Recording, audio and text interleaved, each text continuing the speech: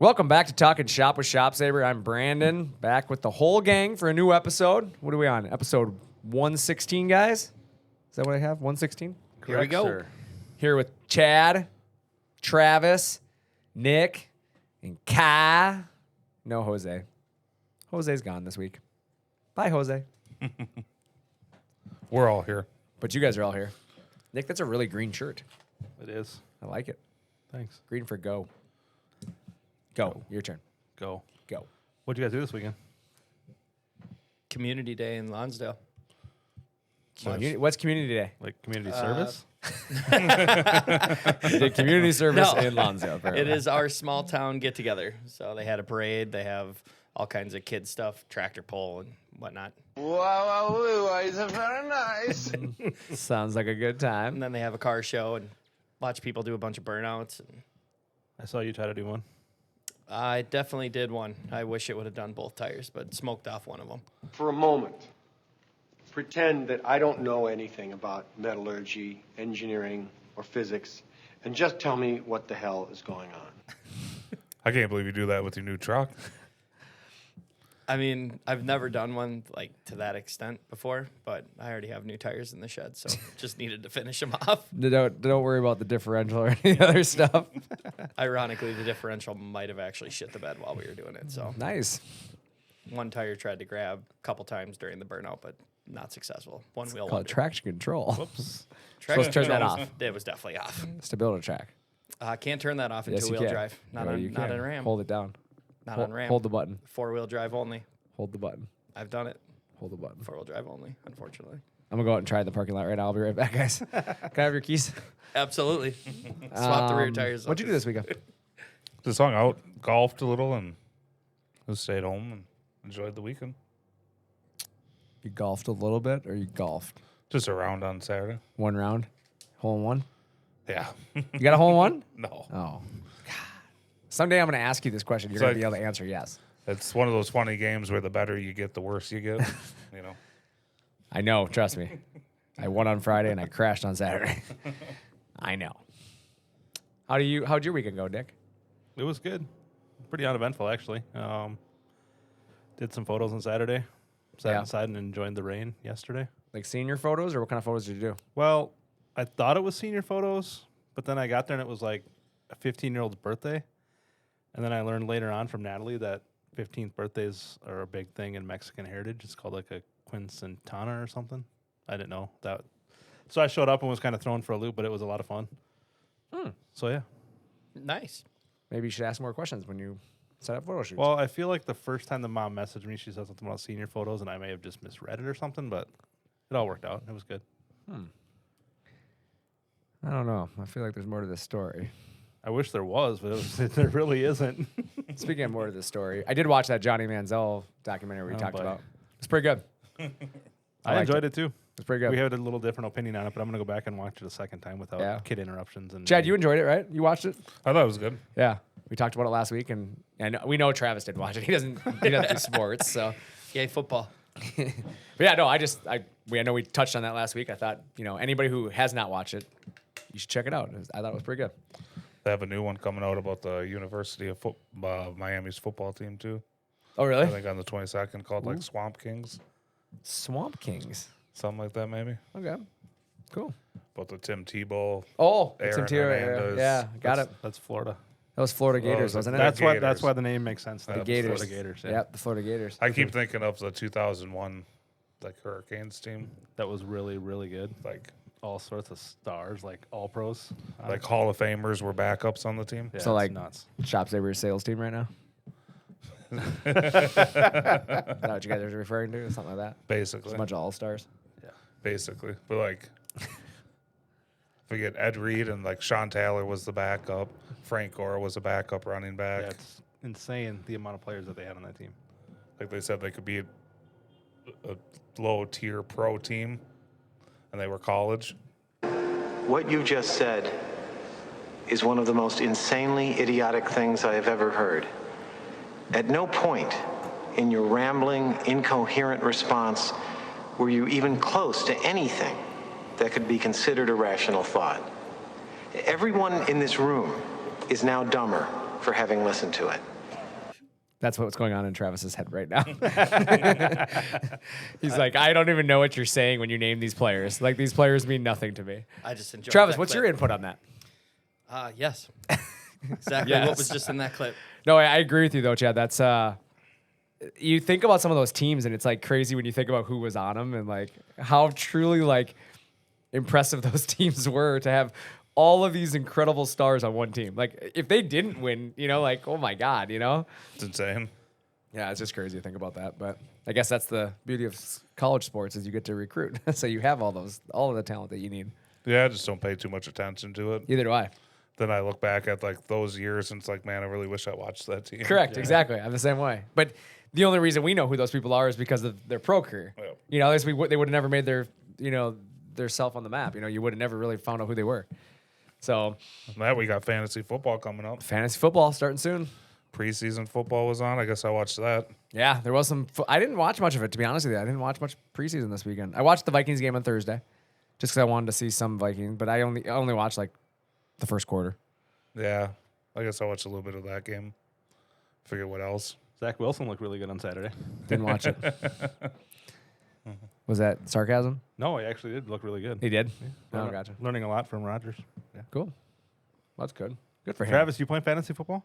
No. No, he doesn't have a clue. That's why he's sitting over there just silent. He doesn't have a clue what's going on right now. No idea what you guys are talking about. I basically coach a football team outside of work. It's no big deal, but people in our realm know who I am. It's not like realm. youth sports at all. He's not actually doing anything for the community. He's just coaching his own football team. There's been some talks about Hall of Fame, but Pretty I'm sure still a it's little just young. an app on your cell phone. Pretty sure. He tried it. Travis tried it for 1 week, and he gave me his team. Yeah, I was done. He quit. Oh, that's funny. Yeah, but last week we talked a little bit about Back to the Future. Today, I want to talk about what I'm going to call things that make you go, wow.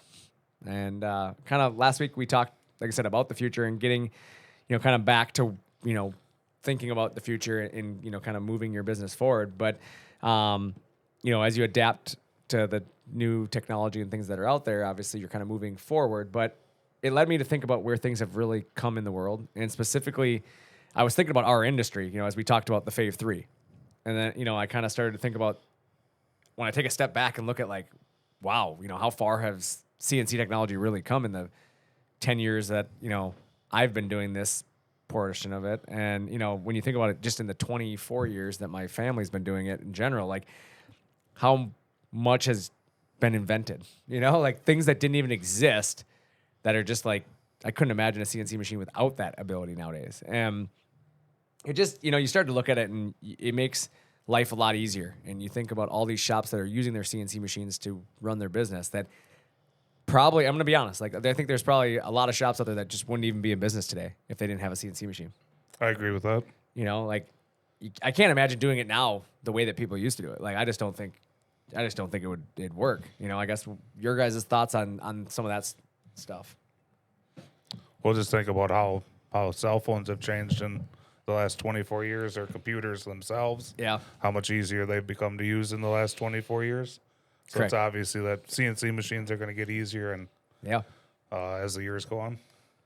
That's kind of funny. I was just talking to my daughter about that on Friday because our internet went out and they couldn't get out until like Saturday afternoon to fix it. Oh, her mind was So- just blown. Well, yeah, and I was like, well, when I was about your age, just kind of when the internet was just starting, like, and Yeah. we had AOL dial-up, and I'm like, things You've got took, mail. yeah, and I'm like, if you wanted to watch like a video, it took like 15 minutes for it to load, and then you'd have to. I don't remember being able to watch a video on the internet. Like, I was thinking about, like, we didn't use it to watch videos, do any of that. Like, there was nothing to look up on the internet. Like, you played some video games that were, like, really generic, but everybody used the internet when I was younger for instant messenger. That's it. Like, Yep, that's that was the it. only thing anybody used it for, that and email, and you'd send emails to each other. What do we call it? AIM. I AIM, think is what it yeah. was. Yeah. AOL Instant Messenger. It was like the first time in her life that she sat there and just didn't say a word for like 5 minutes while I explained this. Like, we didn't have the internet really. Her mind we was didn't have all blown. this stuff, and it just everything about it. She was just like mind blown, and it's one of those things that I guess now they take for granted, right? Yeah. Back sure. then, we just had to look it up. However, we looked it up. I don't really remember. Libraries. Libraries. We all had books. library cards, remember? You're right. Did you tell her about the landline that had to call the internet? No, but I did explain how AOL made like a weird noise on the computer. You couldn't. And then nobody could call you for the hour you're on there? Well, yeah, and then you couldn't sneak on the internet when your parents were sleeping because they'd hear it and it'd wake them up. Like you're up at 1 a.m. trying to get on the internet. And she's just like, My mom would get so mad. I've been trying to call you guys all day and I couldn't get through because we were on the internet. She was so mad. God, that's so funny. I remember all that now. That just makes you go, wow, right? I mean, that was like, that's what we grew up with. That was normal to us. That's our lifetime. And my kid calls it the olden days. Yeah. Dad, is that what it was like in the olden days? How dare you talk that way to me, kid? Olden days. Yep. It's I crazy think though. Computer had Windows 98 on it. I remember that. Yeah, I just drag a 25-foot cord because only one phone jack in the house can run the Right. internet. Right. My dad would always be like, "Does anybody need to make any calls? You get 1 hour." Yeah. It's crazy. wild. You know, my thoughts naturally go to manufacturing, obviously, when I start thinking about this stuff, because, you know, I think about the manufacturing stuff, the methods we use, right? The advancement just in milling, as an example, you know, the capabilities that we have there. You know, previously, like I think about when I first started. So let me tell you about the first time I got fired from ShopSabre. My dad fired me when I was like really young in my employment with ShopSabre, because back then we used to have to drill all of the holes in the steel with a drill press, right? That's how you drilled all your holes. And then I had to use a T-handle and actually hand tap all of the rail holes, like where the rails bolted onto the machine. I had to hand tap all of those. And like back then you used a T-handle, like that's all you could do. It was slow.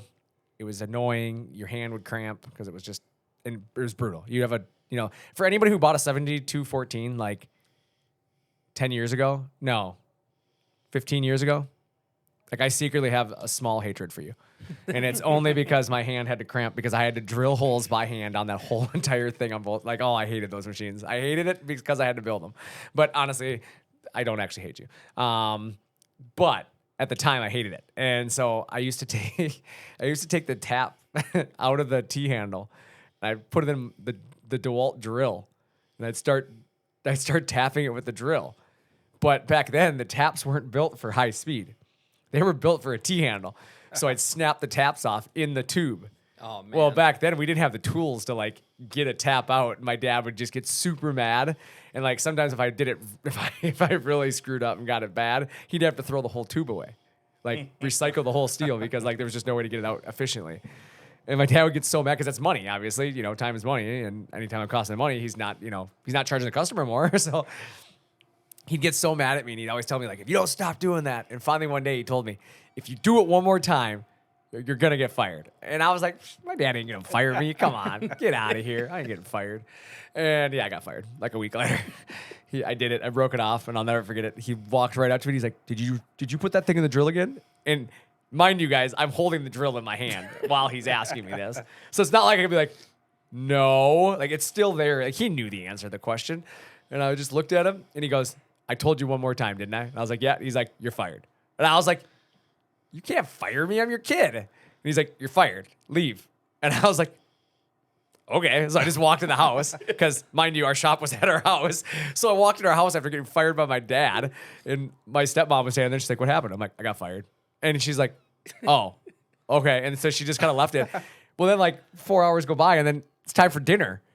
Dad comes inside. We got to sit at the dinner table together. I just got fired. You know what my dad said to me at dinner that night? How'd your day go?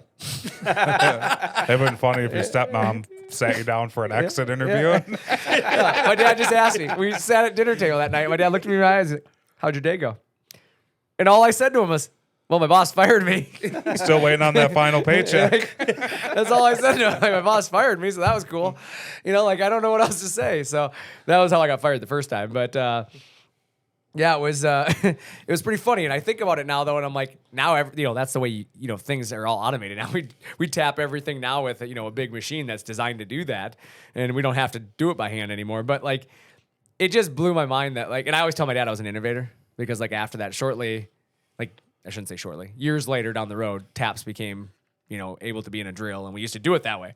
And we literally had guys that were doing that on the floor, and I'd walk out there and be like, hey, Dad, look what they're doing.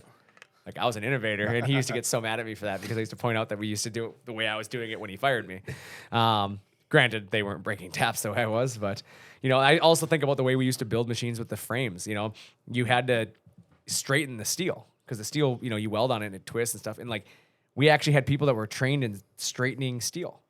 Like they had to heat it and cool it, and it just took hours because you had to heat it up, then you had to let it cool, and it has to cool for a set amount of time before you can measure it again. And it was obviously less precise than what we have available to us today. And you kind of had to work with the cards that you were dealt, right? I mean, the steel was the steel, and there's only so many things you can do with it, and you can put shims in and things like that. But sometimes if you get a piece that was just too far out of tolerance, again, you had to just recycle it. There was nothing you could do with it. But you put all this time into it to just basically have to recycle it because it wasn't within the tolerances that you needed at the time. And nowadays, obviously, we have some pretty precise milling equipment back there. We got machines that can hold some ridiculous tolerances now, and assure that the product is repeatable and within spec. And we don't have the issues we had before. I mean, we own equipment that's millions of dollars now that make sure that we can get to that precise level. And then it makes me think that there's still a lot of machines out there that are being sold for similar prices to us that don't have those things. Right. And they're still doing it the way that we used to do it. I mean, there's still companies out there that are still tapping things by hand, and they're still doing some of the less precise methods of creating a machine and having to shim the rails and do things like that. And I'm like, what wows me on it, the wow moment for me is that they're getting the same price or asking the same price for their equipment that we are, and they're trying to tell people it's the same machine. And that's crazy. And that to me is what blows me away, is that the market has changed so much, but yet some of these products still exist. So for me, it's more about demand. Today there's more demand than ever before when it comes to CNC technology. More demand and less people, it sounds like. That's exactly it. Yeah, it's, as you said, there's less people than we've ever had, I think, in terms of that want to do this kind of work, right? It's very happens every day. Someone says that. Yeah, Doesn't a day go by. it's a repetitive statement that you hear. Yeah, definitely a pattern. But a lot of the machinery that we use now is also automated as well, so you don't need as much people. Correct. Yeah, we've automated the processes that you can't fill the positions for. Right. Right? I mean, you're not finding people that are as talented with steel work anymore, right? You can't find people that can straighten steel the way they used to be able to do. So rather than having to figure out what we're going to do, you find a process that works around that, so you don't have to find this one or two guy position. You can hire people that can, finding a welder is a lot easier than finding somebody that's going to straighten steel. So I'd rather have, welders and people that are in that, even that. I mean, it's sometimes hard to find welders nowadays, and that's where we got some robotic welders now in place. But my point being is that you have to find the people that you can find. Yep. And, we as a society have kind of expected more done in less time. I think that's just naturally, people are impatient nowadays. They don't want to wait. Everybody wants everything now. I agree. I mean, it's that Amazon Prime effect, right? We got so used to getting everything overnight, right? Next day, it leaves the next day, like same day shipping, 1 day shipping. That now, I mean, I remember when we'd buy stuff when we were younger, it'd take 2 weeks to get something. Oh, yeah. And it was just normal. Yep. You were okay with it. Dude, if something takes me 2 weeks to get now, I'm irritated. Oh yeah, absolutely. If I order something off the internet and it doesn't show up in the first week, I'm like, where the heck is this? Did I get scammed? Is it lost? Yeah. Thanks, Amazon. Thanks, Amazon. Yeah, exactly. But it's kind of where we've gone. Mentally, we've kind of gotten to that point where it's we expect it. Yep. And, therefore, the only way you can do things like that is things get cheaper, right? Mm-hmm. You got to make them faster. You got to create cheaper products because you don't have as much time to build them. And obviously with that, if I can't spend as much time building it, I can't put as much labor into it, it has to be a cheaper product, right? Mm-hmm. Less labor, therefore cheaper solutions. And, it's easier to build it this way, right? People say that, right? Oh, if I do it this way, it's easier to build. Is it the best way to build it?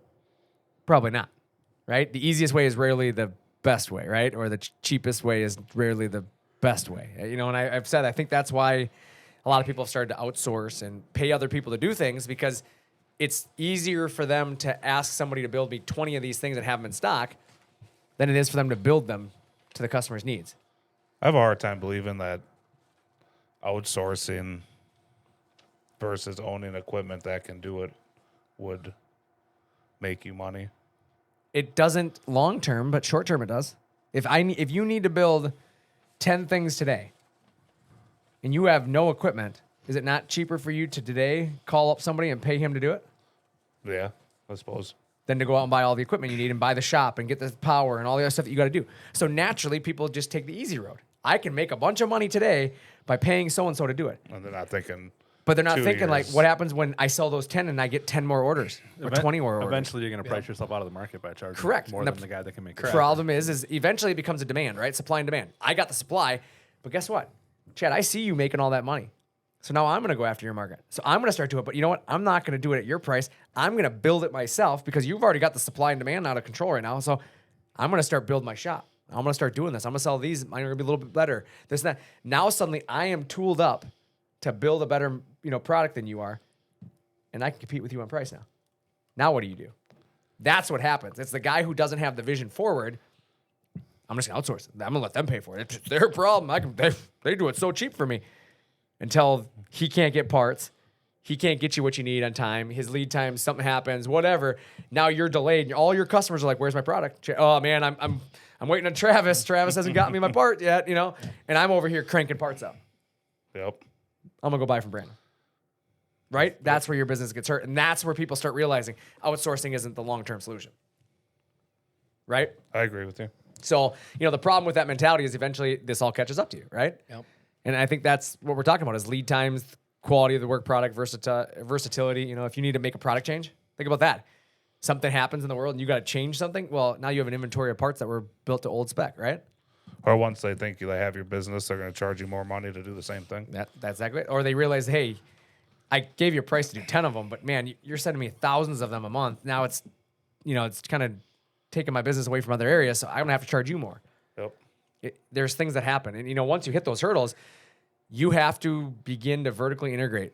And that's kind of like what ShopSabre's done over the years, right? We've done a really good job over the last 2 decades of vertically integrating our manufacturing plant. I mean, when my dad started this company, he started it out of our home garage.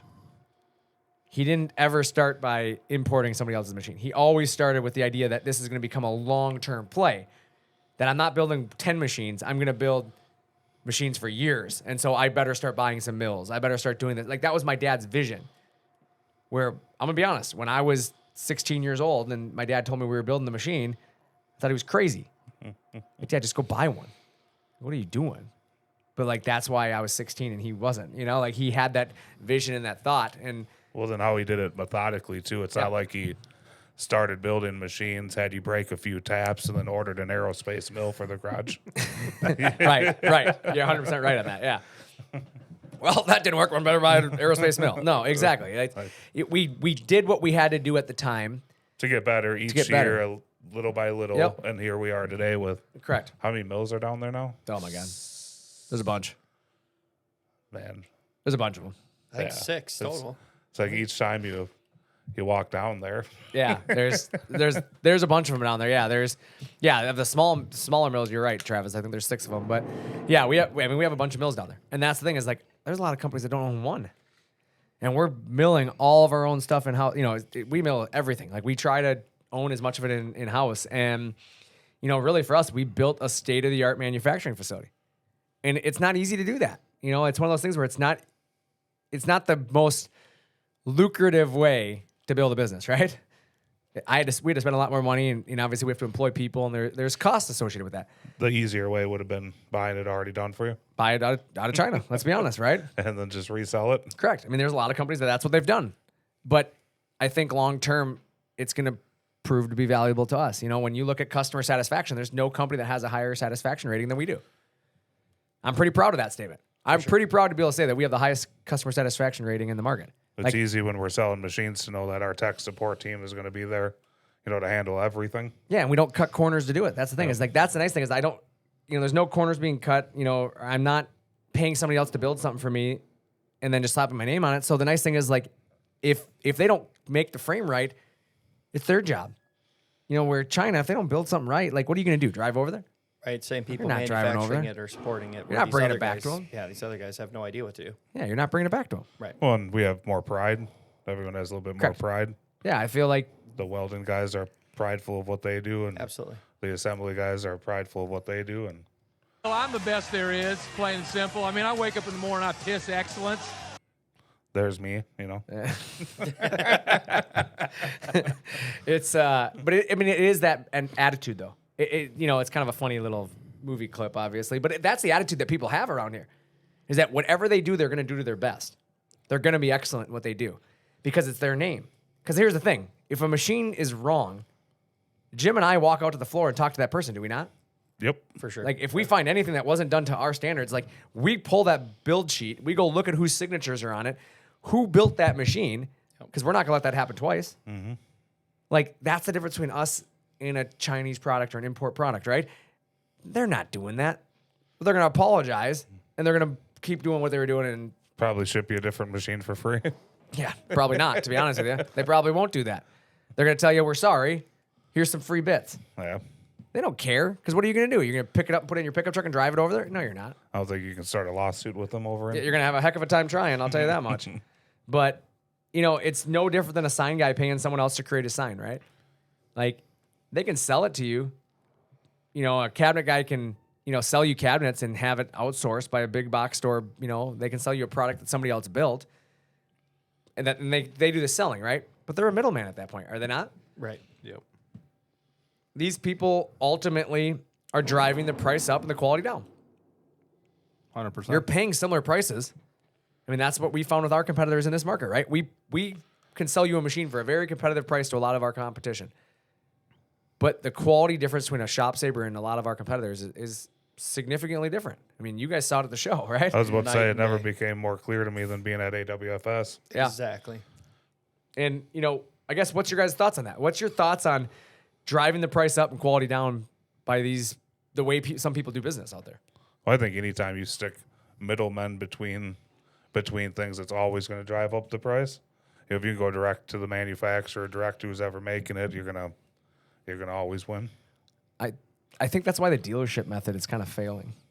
Like, when you think about that, back in the day, you used to buy CNC machines. Me and Rudder Bob did an episode on our other podcast, which we do have a second podcast. Our second podcast is more of a video podcast, and we talk about some topics there one-on-one. But I had Bob on there, and Bob was talking about kind of his history in the industry. And for anybody wondering, it's called Sabre Talk is the podcast, so you can look it up. But me and Bob were talking about where he came from in the industry and some of his history. And one thing he said was, like, back in the day, you used to, like, travel around to all these people's shops, and the dealers took care of you. They walked in the shop and they did, they brought you out to see the factory, but you were buying a $250,000 machine.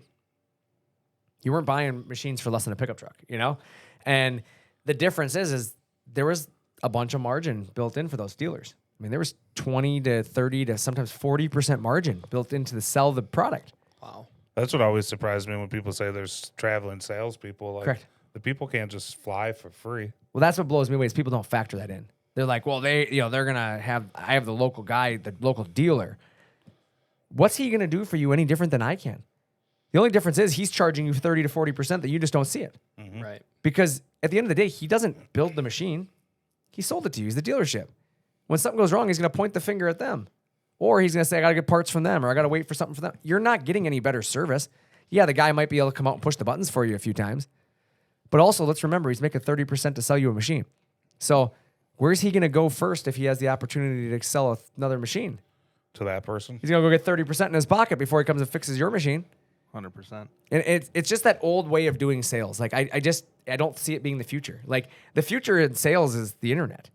People are going online and buying product and doing, they can buy so much online nowadays that they don't need the guy traveling around the world to, like, come visit your shop. I'm sorry, but it's just not, it's not feasible for a quality product anymore. They're just driving the price up. Well, not to get off the CNC business, but you guys know that I worked in golf for a long time, Yeah. the first half of my life. And when I first started, the sales guys would come in every spring to the shop and get our orders for clubs and shirts, and they'd drop us off dozens and dozens of golf balls, gloves, clubs, whatever we wanted. They would just give it to us because they're making so much money of it. And now, in the 20 years since I started, we do everything online. The reps don't come out. You just order it directly from the companies. They don't have the sales reps anymore. So that 30%, obviously, that those guys are making as being their sales rep or whatever is gone. The freebies went away. The big parties that they always have went away. So it's just, everything has changed to go the way of ordering and doing it all through the internet. It's efficiency. Any smart company is not going to spend frivolously for nothing, right? If I can get to the people and I can have you guys see this product and I don't have to have a traveling sales guy, Where's that 30% go? Back into the product. Yep. So the difference is prices haven't gotten more expensive in the last 10 years in terms of machines, right? People have been trying to make machines more affordable. What used to cost you $250,000, now you're doing for under 100,000 or close to 100,000 in some things, right? Well, if I have to charge less, well, I'm gonna have to cut quality somewhere, don't I not? Right. Or I cut out things that are frivolous. So that's what the dealerships get the dealership to go away, and I save money there.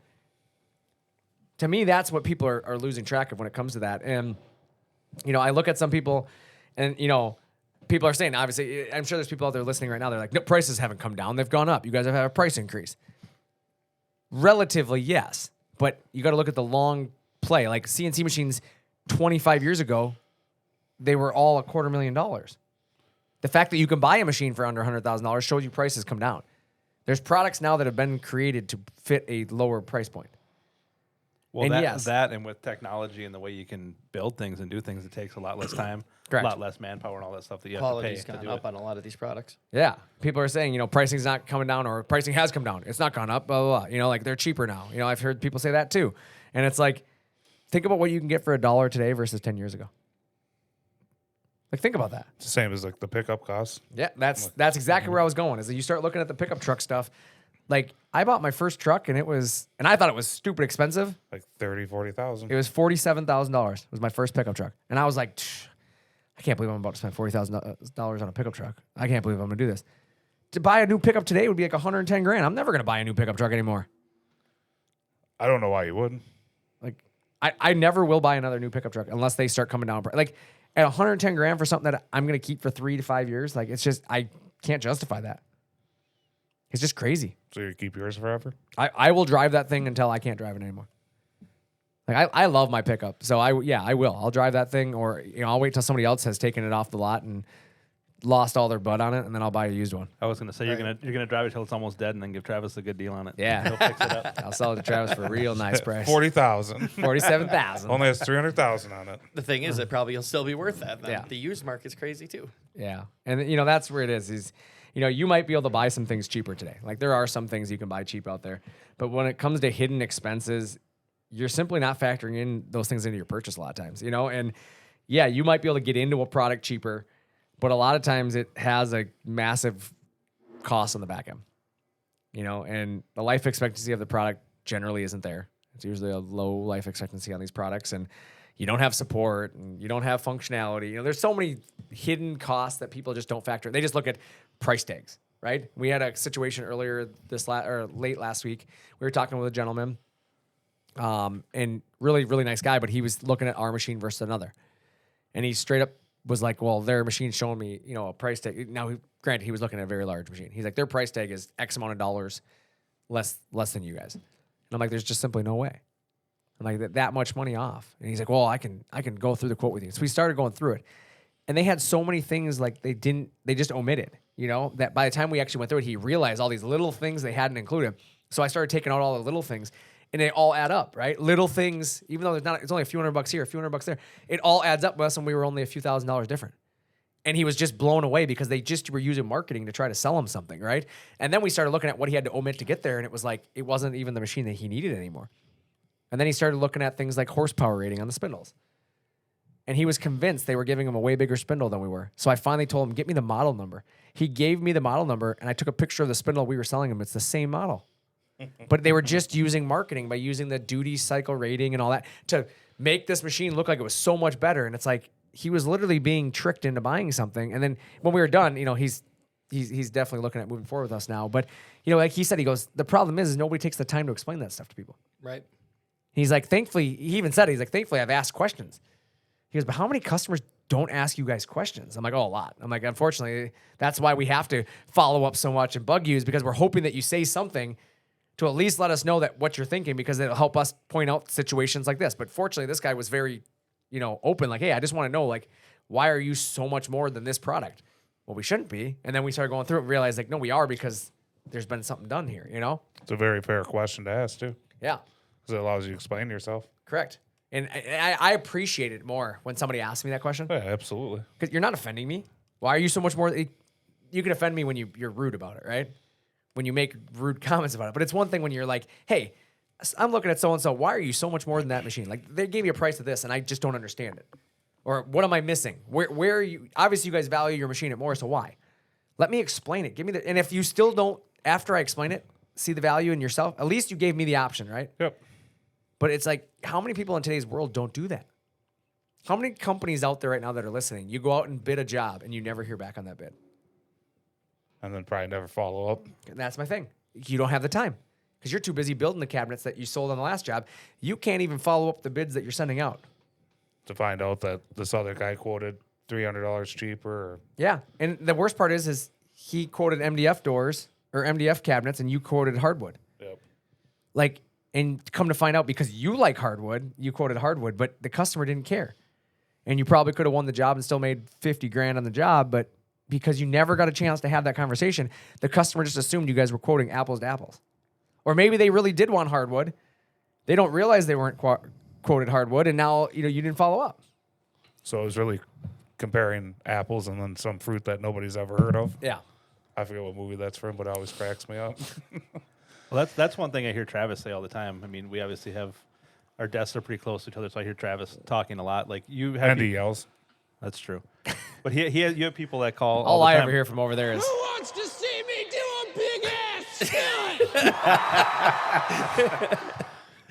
But you have people call up and be like, "Oh, hey, well, they're quoting me a dust collector, or this has a spindle, or whatever," and you're always like, "Okay, but what kind of dust collection, or what Right. volume can it do? What kind of whatever does it have?" You need to know the specs. But they just see the words dust collection or Yep. whatever else, and they think, "Oh, it's just one size fits all." When Yep, clearly it's not. insane. And same thing you guys are saying. I absolutely love it when a customer tries to ask questions. Like, I don't understand why this dust collector is any different than that dust collector. yeah. That's what we do. That's what we do is we educate customers. We want you to know what you're buying. Yeah, and I think that's, again, goes back to the wow factor, right? How many times do you hear that from a customer where they're like, you guys are looking at, I'm looking at the same machine, blah, blah, blah, and they really are convinced. And then by the time they get through it, they're like, wow, Yep. that is very different, But it's like those wow factors, things that make you go wow, right? Today's episode. You have to think about that in your business. Like right now, how much business are you giving away because you just haven't been able to go back to your customers and ask them what they're thinking? I mean, how many times does that happen, do you think? I mean, I bet there's a large majority of people listening right now that are losing business because they just haven't had the time to be personable with their customers. Right. Absolutely. I bet. And how many of them it's because of their own self-inflicted problems that they haven't spent the money on automation. They haven't done things to save time. 95%. Yeah, I think so. I bet 95% of people who are losing business because they just haven't done what they could be doing to make themselves more efficient. And that is CNC technology. There's a lot of CNC technology out there that, in the fact that you still talk to people that believe that the CNC isn't going to save them enough money. And I just think about it. Like, let's talk about the CNC world for a second here, right? What things in the CNC world have made you guys go, wow? For me, I think about auto tool changers. That's one thing that I talk about. It's the auto tool changer thing. The invention, has in itself has revolutionized the industry, obviously. The fact that back in the day you used to have these massive multiple head machines, right? Machines used to be $250,000 as we were talking about. And it's because the machines were giant and they had to have 2, 3, sometimes 4 heads on them because to do the number of tools they needed, they had to have 4 different tools at one time. They didn't have tool changers, so they had more heads. Well, more heads meant bigger machines. So it just became these massive structures, and now you don't have to do that. You have tool changers. Right. We have one head on the machine. Rarely do we build a machine with multiple heads, but we have one head on the machine with multiple tools that it can change out. And when I started, it was 3 tools. Then it went to 5. Then it went to 10. Now it's 12. Now it's 15. It's getting more and more every year, and it's that side of it to me is what's changed. And then you think about the type of tool changers. You have the linear style and the rotary style. And now you have the Fave 3. Like, where has the industry gone? And to me, that just is a wow factor. Like, you've gone from these massive structures to these more economical solutions that fit into a much smaller building and footprint and still achieve the same success. And still at a fraction of a cost of what they used to be. Yeah, and, along the line of what you were talking about, Travis, dust collectors. You think about the mess that some of these machines have made. Yeah. I mean, we were at AWFS and we watched it, right? Saw it firsthand. Yeah, I mean, some of these machines out there, they make a mess. And, machines like ShopSabre are realistically clean. I call it a very clean machine. And, I like to tell a story. When I first got into CNC, how messy machines were. And then ShopSabre kind of we really perfected dust collection because my brother hates cleaning up after machines. Like, that's how my brother is. And we test every machine.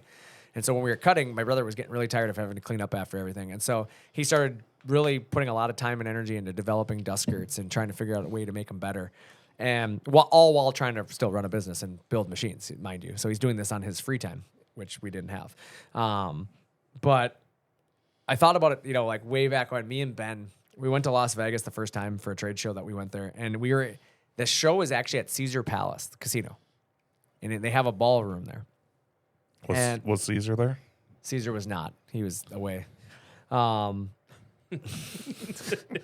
And we went to the ballroom. We set up our machine. There was a bunch of vendors there. All these machines set up. Everybody's air cutting. And I fired the router up. And I started cutting at the show. And we were cutting MDF. And I had my dust collector hooked up and everything. And I had a gal there that almost threw me out. She came running up to the booth, and she was pretty hot. She was yelling at me. She was not happy with me. And she got kind of upset about the fact that I was cutting at the show, right? And mind you, we hadn't really got into a lot of heavy cutting yet. And she thought I was going to be making a mess. She straight up told me, she goes, "You realize you're in the ballroom at the Caesar Palace?" I said, "Yes, ma'am, I do." She said, we can't have dust flying all over the place in here. And I was like, "There's going to be no dust when I'm done. We'll be okay." Because I knew what I was going to be cutting. And she said, "I'm going to come back in, 15 minutes or 20 minutes. And if there's dust on the floor, you might as well just pack your booth up." I'm like, "Okay." So she left, and we kept cutting. And she came back, and she openly said, "Wow." She goes, "I've never seen a CNC machine cut that clean." And I just laughed. Me and Ben just sat there laughing. And we actually talked to her for quite a while. She was really, really friendly. But the other vendors got really mad because they couldn't cut.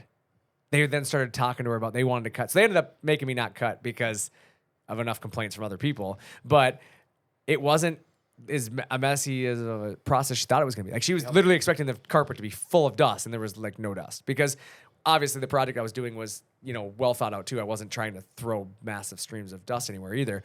I was doing some 3D carving and stuff, but our dust collection worked so incredibly well. It was picking it all up. That's awesome. But I'll never forget it. She was so upset at me when she came up. By the time she was done, even she was like a believer. And she was like, "Well, I've never seen a CNC machine so clean." But I think about that dust collection world. Like, people have just become so inherently, machines are messy. But like, we've done so much to make them better. So that's another one of those things for me. Like, I think of those two things when it comes to the industry. Like, I think of tool changers, I think of dust collectors. I guess anything in the industry that you guys think of that you're like, wow, like, it's so much easier, so much better. I just think in general with our machines in particular, the versatility, because I have some customers that are prototype shops that work with so many different materials, they think they're going to have to buy 5-6 machines. And then I go to tell them that if we get you the right model with the right options, you could have a knife, you could have a laser, you could do reverse engineering, everything all on one machine. And it blows my mind and definitely blows theirs. Yeah, I have various responsibilities within the crew. I'm kind of a jack of all trades, really. So you're basically saying that. Yeah, exactly. I think of ease of use. We have kids in middle school running our machines. Yeah. A lot of customers ask, "Am I going to need to hire somebody who went to school for this?" Like, no, not really.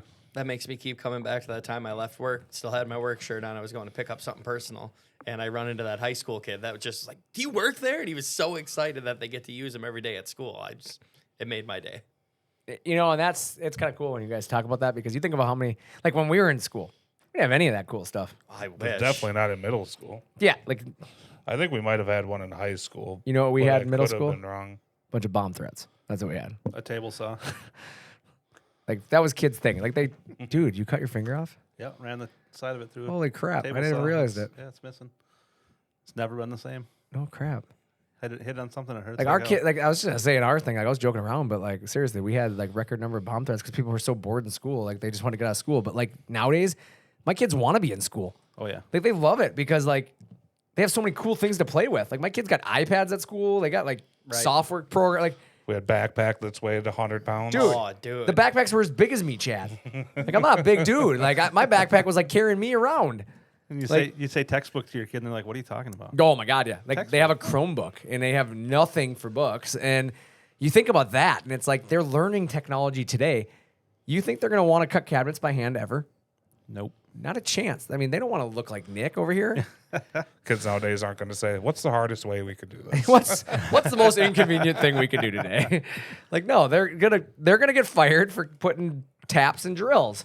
That's what they're doing. They're automating, right? I mean, that's who they are nowadays. They don't want to do it the hard. Like, I didn't want to do it the hard way. Trust me, it cost me a job. But it's just the way the world is going. Like, being more efficient. It's not necessarily, again, it goes back to, we talked about it last week when I said, it's not that kids are lazier nowadays, right? We call it that, right? Kids are lazy. There's a lot of still hardworking kids out there.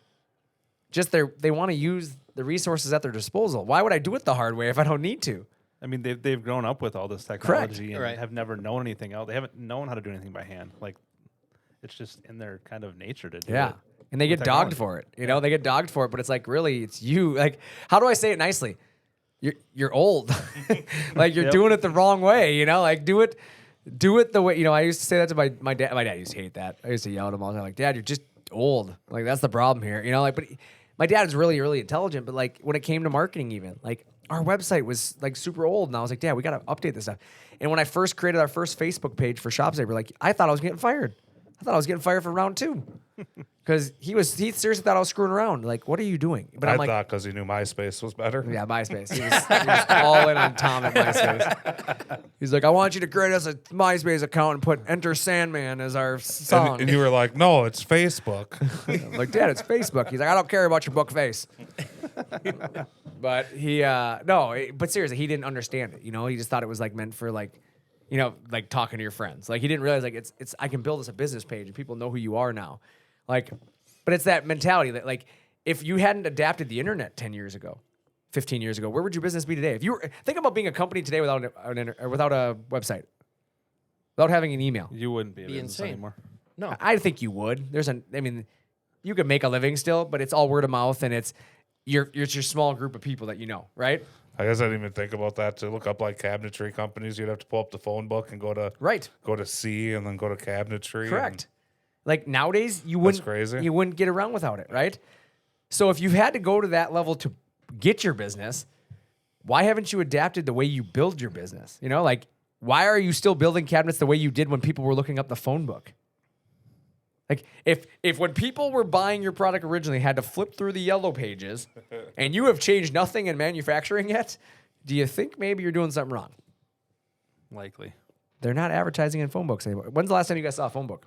Definitely not growing the business, and it's been a long time. I haven't seen a phone book. They used to drop them off like every Right. year. Yep. Even if you didn't want it, like, I don't need this thing. Yeah. Take it back. I think honestly in Lonsdale it only died off about maybe 3 years ago because I was still getting them in the mail. Probably because they make you guys also have landlines.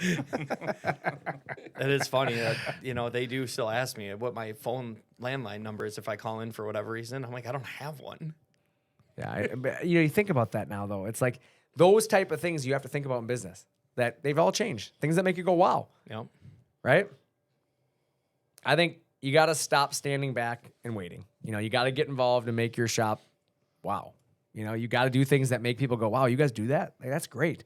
And it's time to get involved in your growth and stop waiting for something else to happen and just start making things happen.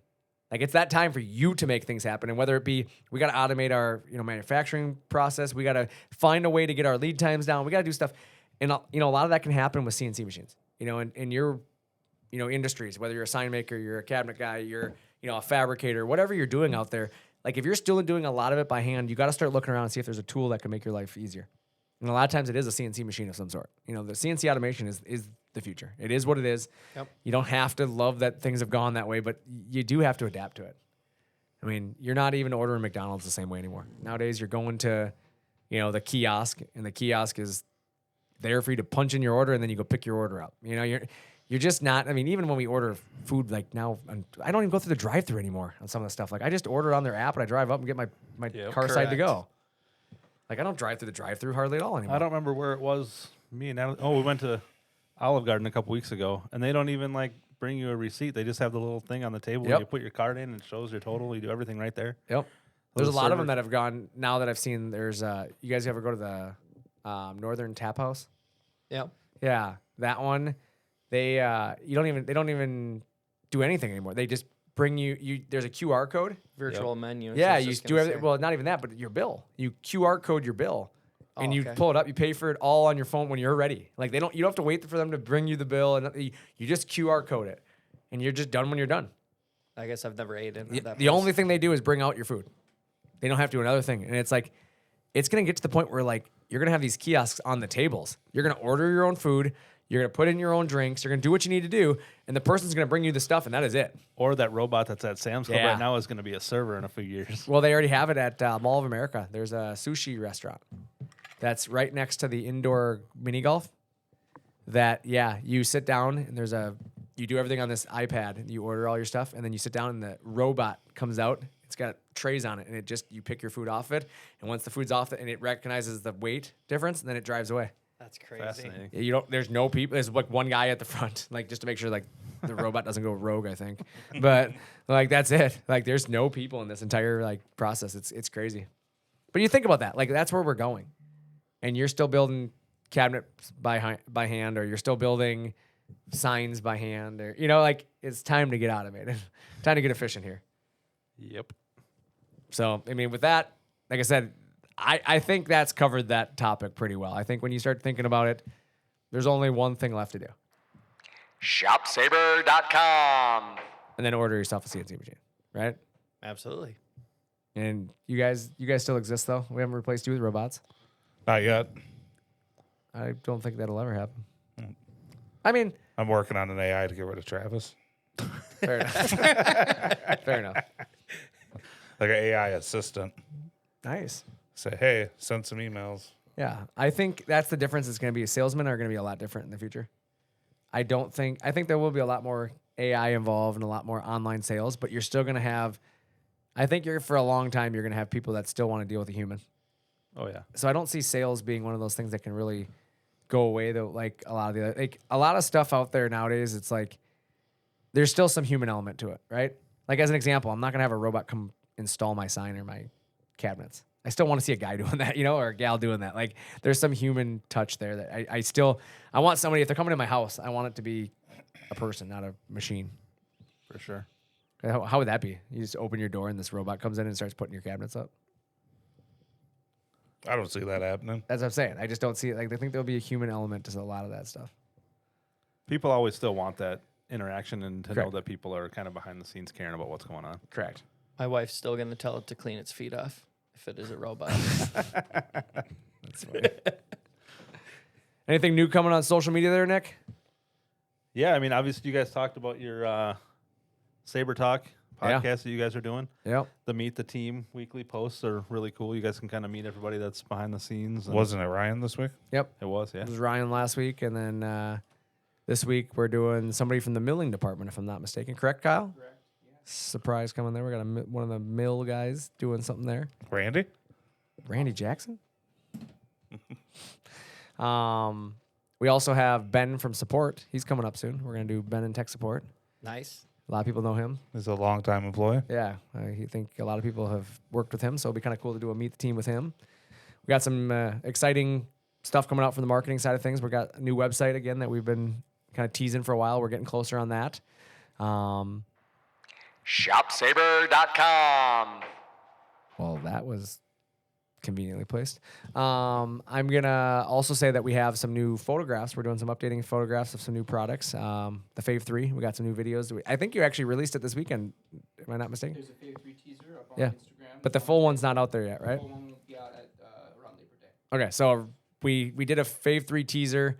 Gonna be a few weeks here, and then we'll have the full Fave 3 video out. So we're pretty excited about that as well.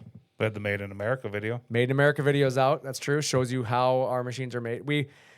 That one really came from being at the show.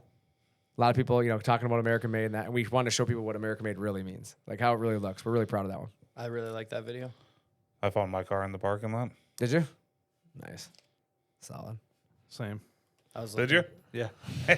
I stopped it like, there it is. That's funny. I always park on the far end, so there's too many cars ahead of me. I don't think I see my truck. And if it was the Harley, I definitely didn't see it. I don't think you looked. You have a Harley? What? You have a Harley? I think so. Oh, that's cool. I haven't heard about that one. Ride it every day. But you know Except what? today. It's been kind of, yeah. Why didn't you ride it today? I don't understand. I don't know. I asked my weatherman. He told me it wasn't going to rain today, but I didn't believe him. And thank God I didn't. Was that Belinda Peters? Yep. It hasn't rained since like 8 a.m. The hell are you talking about? Rain for like 3 hours. It was like raining all morning. What, long, you gonna melt? I think Just a you little might, bit of you water. might be a weather guy if you didn't think it was raining all morning. It was raining like half the morning, dude. I was working. I wasn't paying attention outside. Good answer. Good answer. Well played. Yes, round of applause. I don't know where that button is, but I would give it to you if I could find that button. That was good. But on that note, I'm Brandon. I'm Chad. I'm Travis. I'm Nick. I'm Kyle. And again, Jose's not here, so thanks for talking shop with ShopSabre.